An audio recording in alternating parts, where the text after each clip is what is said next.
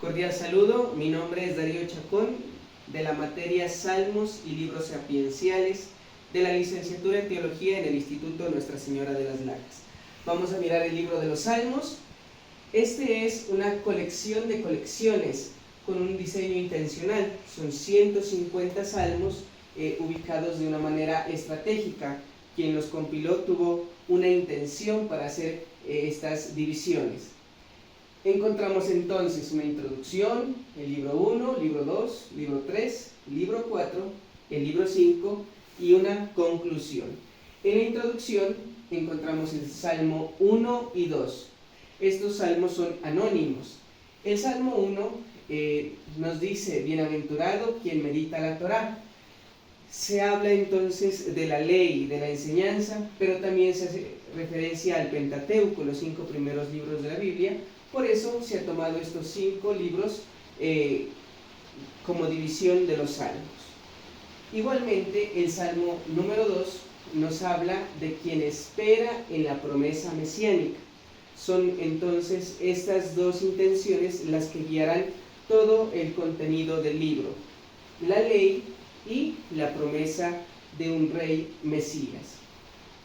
En el libro 1 encontramos los salmos del 3 al 41.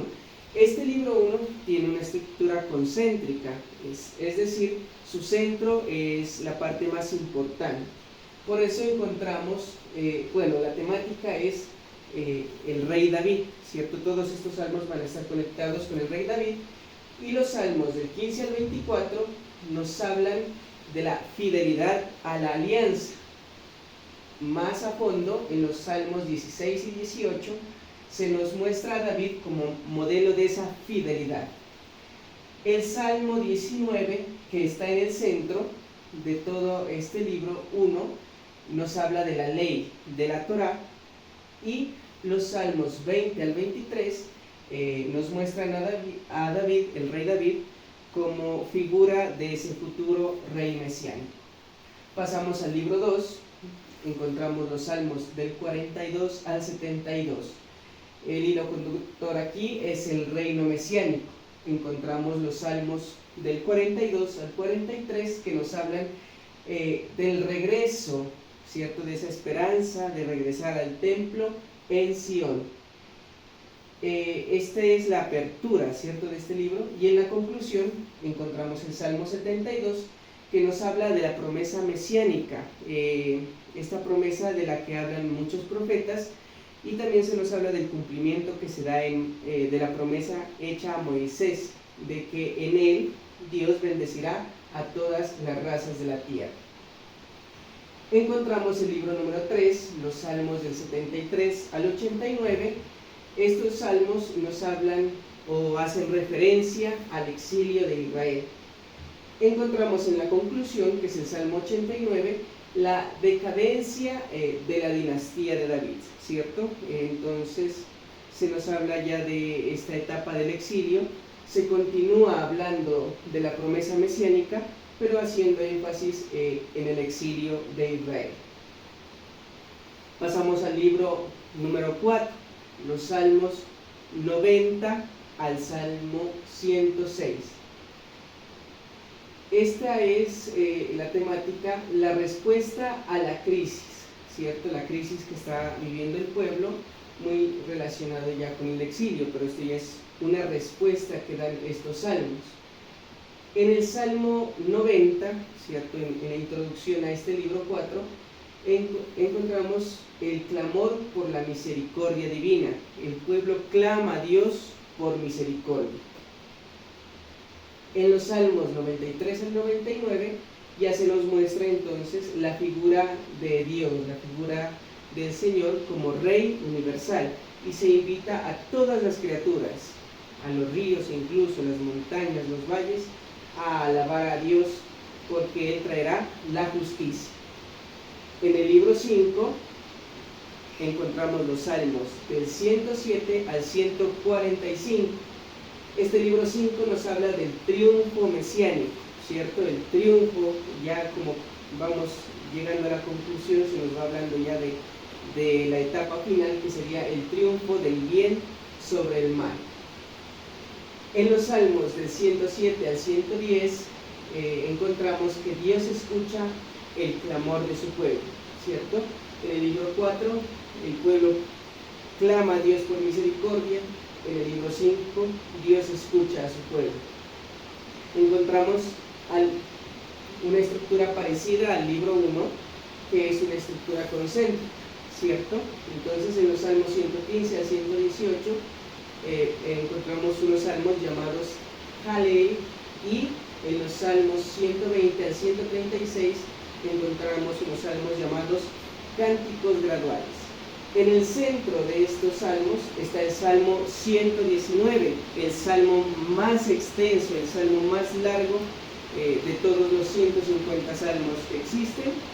Este salmo es un salmo en acróstico, ¿cierto? Alfabético.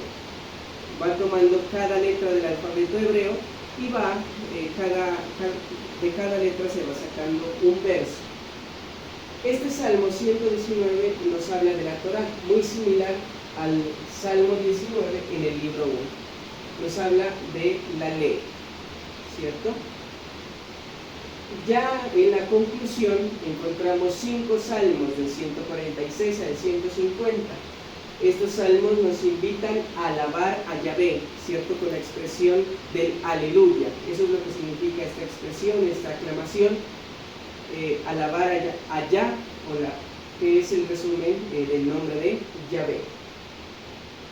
Resaltamos aquí el Salmo 148, que es el triunfo del Mesías sobre el mal, ¿cierto? Ya es la conclusión que podemos encontrar, es el triunfo del bien sobre el mal, el triunfo de Dios sobre todas las obras de Dios. Estos libros, pues ya miramos que cada uno tiene una temática específica y todos van a tener una conclusión similar. Cada uno en el último salmo, el libro 1 en el Salmo 41, el libro 2 en el Salmo 72 y así sucesivamente. Cada último salmo en su último versículo tendrá una conclusión muy similar que nos habla de Dios, ¿cierto? Nos dice algo así: bendito sea Dios por los siglos de los siglos, amén y amén. Encontramos una relación entre el libro 1, libro 2 y libro 3. La mayoría de sus salmos son salmos de lamentaciones, ¿cierto? Es una forma de mirar también la vida, es una forma de orar. Está bien, según el libro de los salmos, lamentarse, ¿cierto? Es una forma también de orar.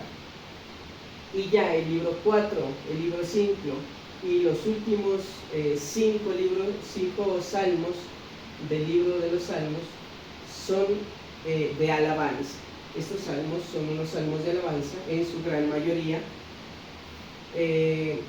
También es como la contraparte, pero también nos sirve como oración, ¿no? Es otra forma de ver el mundo.